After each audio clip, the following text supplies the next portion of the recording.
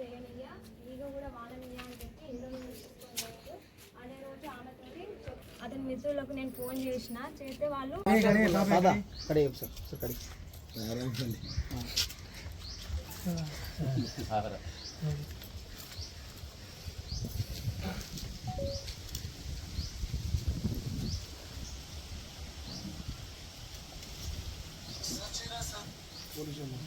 నా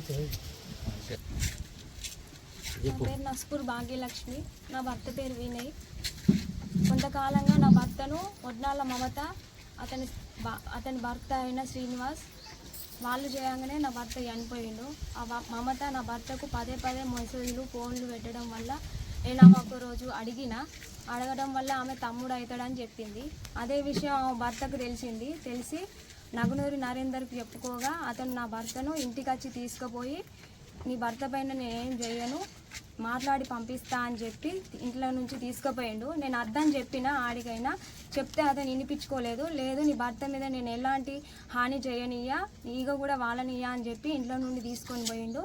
అదే రోజు ఆమెతోటి చెప్పుతోటి కొట్టిపించిండు నా భర్తను. నా భర్త అదే రోజు చచ్చిపోతా అని ట్రైన్ గురికిండు. అతని మిత్రులకు నేను ఫోన్ చేస్తే వాళ్ళు అక్కడికి వెళ్ళి నా భర్తని ఇంటికి తీసుకొచ్చారు. వెంటనే నేను నరేందర్కు ఫోన్ చేస్తే ఆయన ఇంటికి వచ్చి ఏదో ఒకటి నచ్చజెప్పి నా భర్తను అప్పటి మందం బుజ్జగించిండు. మళ్ళీ వడ్నాల శ్రీనివాస్ ఫ్రెండ్స్ అయిన రాజిరెడ్డి, నరేందరు, సురేందరు వీరు ముగ్గురు కలిసి నా భర్తను మళ్ళొక రోజు వడ్నాల శ్రీనివాస్ మెకానిక్ షాప్కు తీసుకువెళ్ళి అక్కడ కూడా కొట్టిర్రు. మానసికంగా నా భర్తని హింసించిండ్రు. నీకెందుకు రాది అంటూ కూడా మానసికంగా నా భర్తని ఇది చేసిర్రు. నువ్వెంతరా నీ బతుకెంతరా అంటుకుంటూ నా భర్తను చాలా రకాలుగా హింసించిండ్రు. అదే మనోవేదనకు గురైండు నా భర్త. మళ్ళీ ఒకరోజు 27 తారీఖు రోజు నా భర్తను ఆమె వేలాల జాతరకు రమ్మని పిలువగా ఈయన వేయిండు. అదే రోజు ఇద్దరు కలిసి అక్కడ జాతరలో తిరిగిళ్ళు. అయినా కూడా అతని భర్తకు తెలిసి కూడా అతను మళ్ళీ నాకు ఫోన్ చేసి నీ భర్తని చంపేస్తా, నీ భర్తను పోలీసులకు అప్పచెప్తా అని చెప్పి నా భర్తను అక్కడ కూడా టార్చర్ చేసిండు.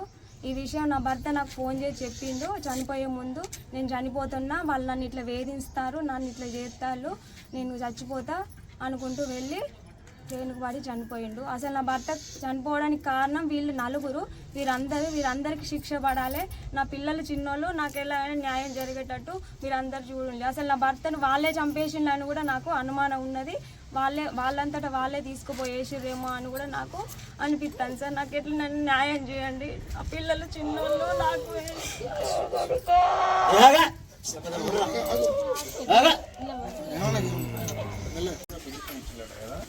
మీకు ఏ విధమైన అనుమానం ఉందో సార్ క్లారిఫై చేసినాకనే మేము చేస్తాం. వాళ్ళందరితో మాట్లాడినాకనే మీకు హామీ ఇస్తున్నాను. మీకు ఏమన్నా ఉంటే వివరంగా ఉన్నట్టు సార్ చెప్పంటాము. మనకు మొత్తం న్యాయం కాకపోతే మళ్ళీ కూర్చోండి, దాంట్లో ఎన్నో ఇబ్బంది లేదు, మేము ఇబ్బంది పెట్టాం. సరేనమ్మా? మీ ఫైల్ కూడా మీకు ఇంకా రైల్వేలోనే ఉంది. అక్కడ ఏమైంది, ఎట్లా అయింది, అది ఏది సస్పెన్షన్ అయింది, దాని పిఎంఈ కూడా వాళ్ళు ఇస్తేనే మనకు క్లారిఫికేషన్ వస్తుంది. మీరు అన్నదానికి ప్రతి ఒక్కదానికి అక్కడ నుంచి డౌట్స్ అన్నీ వస్తాయి, క్లారిటీ అయింది. మీరు కూడా మీరు పిటిషన్ ఇచ్చిల్లాడు కదా, ఏమన్నా సార్ కూడా చేస్తా అని చెప్పిల్లాడు కదా.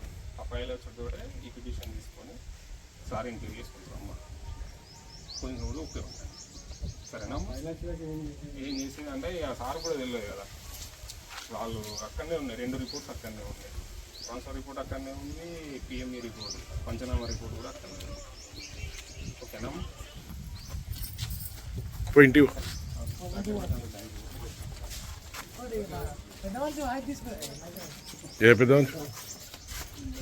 శ్రీనివాస్ వాళ్ళు చేయగానే నా భర్త చనిపోయిండు. ఆ మమత నా భర్తకు పదే మెసేజ్లు ఫోన్లు పెట్టడం వల్ల నేను ఒక రోజు అడగడం వల్ల ఆమె తమ్ముడు అవుతాడని చెప్పింది. అదే విషయం ఆమె భర్తకు తెలిసి నగునూరి నరేందర్కి చెప్పుకోగా అతను నా భర్తను ఇంటికి వచ్చి తీసుకుపోయి నీ భర్త పైన నేనేం చేయను మాట్లాడి పంపిస్తా అని చెప్పి ఇంట్లో నుంచి తీసుకుపోయిండు. నేను అర్థం చెప్పినా ఆడికైనా చెప్తే అతను వినిపించుకోలేదు. లేదు నీ భర్త మీద నేను ఎలాంటి హాని చేయనియ్యా ఈగ కూడా వాళ్ళనియ్యా అని చెప్పి ఇంట్లో నుండి తీసుకొని పోయిండు. అదే రోజు ఆమెతోటి చెప్పుతోటి కొట్టిపించిండు నా భర్తను. నా భర్త అదే రోజు చచ్చిపోతా అని ట్రైన్ గురికిండు. అతని మిత్రులకు నేను ఫోన్ చేస్తే వాళ్ళు అక్కడికి వెళ్ళి నా భర్తని ఇంటికి తీసుకొచ్చారు. వెంటనే నేను నరేందర్కు ఫోన్ చేస్తే ఆయన ఇంటికి వచ్చి ఏదో ఒకటి నచ్చజెప్పి నా భర్తను అప్పటి మందం బుజ్జగించిండు. మళ్ళీ వడ్నాల శ్రీనివాస్ ఫ్రెండ్స్ అయిన రాజిరెడ్డి, నరేందరు, సురేందరు వీరు ముగ్గురు కలిసి నా భర్తను మళ్ళొక రోజు వడ్నాల శ్రీనివాస్ మెకానిక్ షాప్కు తీసుకువెళ్ళి అక్కడ కూడా కొట్టిర్రు. మానసికంగా నా భర్తని హింసించిండ్రు. నీకెందుకు రాది అంటూ కూడా మానసికంగా నా భర్తని ఇది చేసిర్రు. నువ్వెంతరా, నీ బతుకెంతరా అనుకుంటూ నా భర్తను చాలా రకాలుగా హింసించిండ్రు. అదే మనోవేదనకు గురైండు నా భర్త. మళ్ళీ ఒకరోజు 27 తారీఖు రోజు నా భర్తను ఆమె వేలాల జాతరకు రమ్మని పిలువగా ఈయన వేయిండు. అదే రోజు ఇద్దరు కలిసి అక్కడ జాతరలో తిరిగిళ్ళు. అయినా కూడా అతని భర్తకు తెలిసి కూడా అతను మళ్ళీ నాకు ఫోన్ చేసి నీ భర్తని చంపేస్తా, నీ భర్తను పోలీసులకు అప్పచెప్తా అని చెప్పి నా భర్తను అక్కడ కూడా టార్చర్ చేసిండు.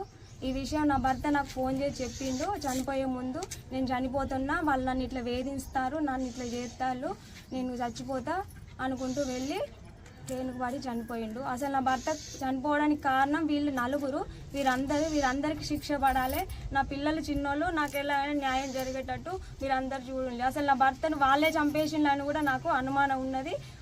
వాళ్ళంతటా వాళ్ళే తీసుకుపోయేసిరేమో అని కూడా నాకు అనిపిస్తాను సార్. నాకు ఎట్లా నన్ను న్యాయం చేయండి. ఆ పిల్లలు చిన్నోళ్ళు, నాకు